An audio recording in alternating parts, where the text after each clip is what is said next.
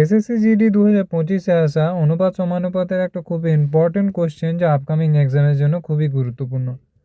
বলা হয়েছে দুটি সংখ্যার অনুপাত 4:9, তাদের মধ্যেকার গড় অনুপাত অর্থাৎ মিন প্রপোর্শন বলা আছে 24।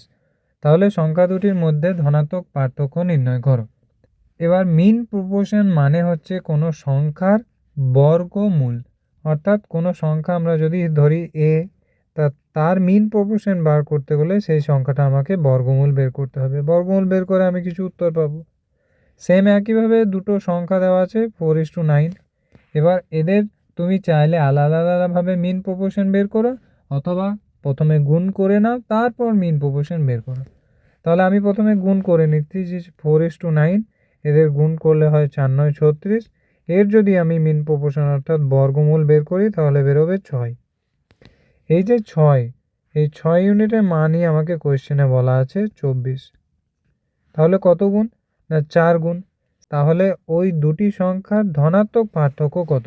তাহলে 4 আর 9 এর মধ্যে পার্থক্য কত? 5 ইউনিটের। তাহলে 6 ইউনিটের মান আমাকে 24 দেওয়া আছে, আমাদেরকে 5 ইউনিটের মান বের করতে হবে। 6 ইউনিটের মান যদি 4 গুণ হয়, 5 ইউনিটের মানও 4 গুণ হওয়া উচিত। তাহলে 5 4-এ হয় 20। 20 কোন অপশানে আছে? একটি মাত্র অপশানে আমরা 20 দেখতে পাচ্ছি, অপশান ডিতে। তাই অপশান ডিটাই হয়ে যাবে এই কোয়েশ্চেনের সঠিক উত্তর। যদি প্রথম কোয়েশ্চেনটা বুঝে থাকো, তাহলে সেম একই কোয়েশ্চেন যা এসএসসি জিডি 2025-এ এসেছিল, বলা হয়েছে 9 এবং 49-এর গড় অনুপাত অর্থাৎ মিন প্রপোর্শন আমাদেরকে বার করতে বলেছে। এর উত্তর তোমরা অবশ্যই কমেন্টে জানানোর চেষ্টা করো।